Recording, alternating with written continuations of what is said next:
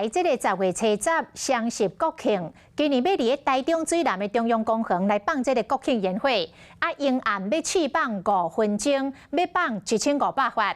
工作人员一透早就咧清点整理相关的弹药甲设备，有民众提早到放烟火点附近来勘察地形，要找出到上界适合翕相甲看烟火的所在。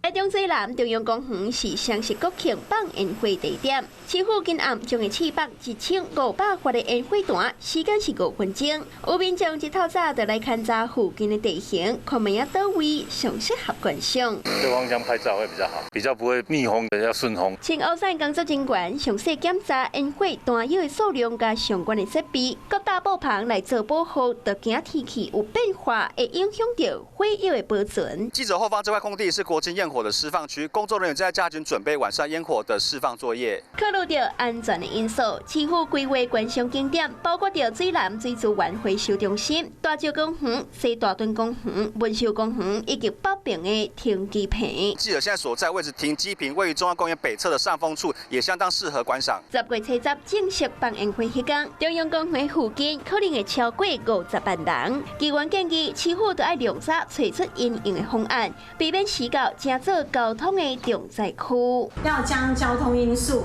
人潮疏散、规划观赏点等等，作为10月10号国庆焰火释放的压力测试。透过这次的释放，那我们能够找出更多推荐观赏的景点。考虑到放烟火迄天吹是西北风，中央公园步段开风尾将会正做落叶区，时到将会进行人车的管制，禁止进入。市府建议民众会当找一个上舒适的景点欣赏国庆烟火。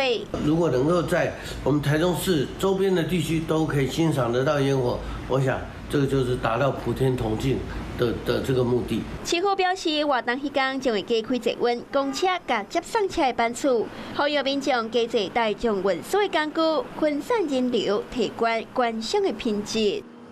你好，我是宋彦明。想掌握最及时的新闻资讯吗？赶紧订阅、按赞、开启小铃铛，锁定华视新闻 YouTube 频道。